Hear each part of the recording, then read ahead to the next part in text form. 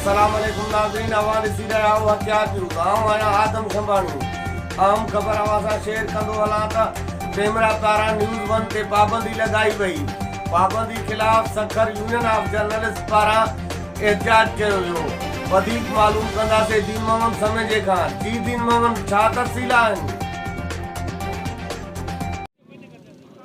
छा कलम आज़ाद नथी थी सघे जो हर वक्त हर टाइम जो सो हुकूमत जे तरफ़ां जो सो आज़ाद साहब जे मथां आए ॾींहुं पाबंदी अचे थी, आए ॾींहुं पाबंदी अचे। ऐं न्यूज़ 1 जे पाबंदी ख़िलाफ़ सखर घंटाघर ते बीठ मौजूदु आहियूं, जेके हिते सखर यूनियन ऑफ जर्नलिस्ट वारनि जो सो तरफ़ां एहतजाज कयो वियो आहे, जंहिंमें सिविल सोसाइटी जा माण्हू ताजिर उहे मौजूदु आहिनि।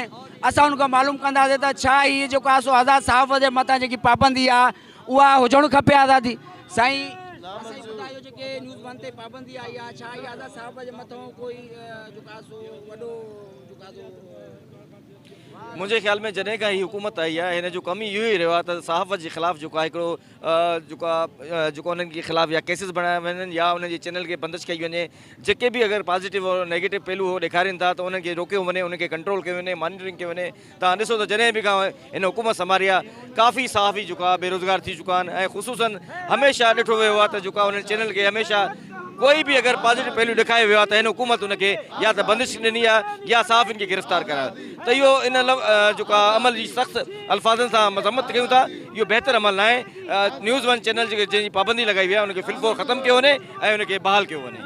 ताजिरा जाहिद मेमन साहब उन खां मालूम कंदासीं साईं, जेके पाबंदी आई आहे जो न्यूज़ 1 जे मथां, छा उहो हक़ सच जे मथां जो सो उन मथां जो सो आहे सहाफ़ियुनि मथे जेके पाबंदी हणनि था, हे सफ़ा बिल्कुलु हिकिड़ो ग़लति अमल आहे। सहाफ़ी हिकिड़ो अक्स ॾेखारींदो, आईनू ॾेखारींदो आहे। असां उनजे बिल्कुलु गॾो गॾु आहियूं। छाजे करे शहर में किथे बि अहिड़ो का कमु थिए थो उनजो बिल्कुलु क्लियर वाज़े हिकिड़ो आईनू ॾेखारींदा आहिनि।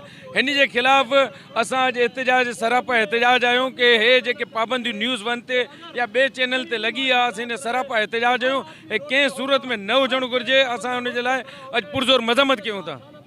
जी, असां सहाफ़ी ऐं ताजिरनि जे तरफ़ां इहो डिमांड जो सो कई वई आहे त जो सो जेकी इहा पाबंदी आहे न्यूज़ 1 जे मथां इहा न लॻाइणु खपे। छो जो अगरि इहा पाबंदी जेके लॻंदी उहो आज़ाद साहब जो सो उन मथां हिकिड़ो वॾे में वॾो हिकिड़ो जो सो जुर्म आहे ऐं न करणु खपे।